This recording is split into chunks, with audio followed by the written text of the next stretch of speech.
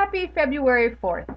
Now those of you who know me know that I'm from the South, and February 4th is an important day for Southerners. On February 4th of 1865, General Robert E. Lee assumed command of the Confederate Army. Now, Robert E. Lee was a man's man, no question about it, and there are so many stories that can be told about him that I'm sure we'll see him again through this year on Devotions from History.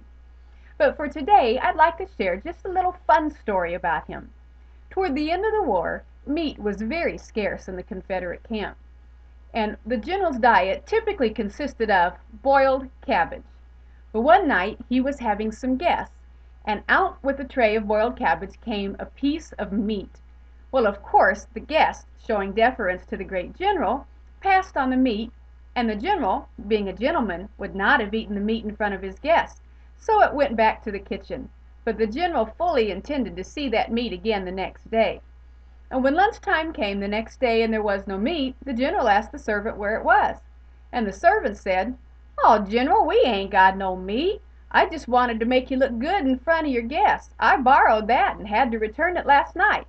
Here's your boiled cabbage, sir." General Robert E. Lee was, of course, a great military strategist, but he was also a gentleman. And one of my very favorite facts about him is that he holds the record to this day of being the only cadet to graduate from West Point with 0 demerits. Nobody else has touched that. He was without question a man of great discipline. And one of his quotes is this: "I cannot trust a man to control others who will not or cannot control himself." Wow, what a great leadership lesson. It makes me think of a man in the Bible whose name was Daniel. Well, one of the things that impresses me most about Daniel is his self-discipline.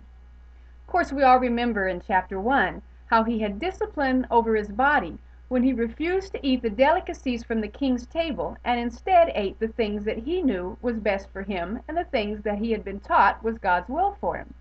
So he had discipline over his body. And of course we remember in Daniel chapter 6 when the king's command came to pray to no one but to himself, that Daniel went into his room, threw open his windows, and prayed 3 times a day, just like he always had. It was his discipline. In chapter 9, we see where he says, "I observed from my study in the books the times appointed to Israel." Daniel also was disciplined in his study. Another thing we see Daniel disciplined in is his finances. In Daniel 5, he is offered gold and robes and rings to do things. And he says, "No, God provides for me. You keep that, and I'll do what God tells me." Wow, that's discipline. Another area that Daniel had discipline over was his mouth. In Daniel chapter 7, we read, "My thoughts were alarmed, and my face was pale, but my mouth was shut." Well, that's my paraphrase, but you get the point.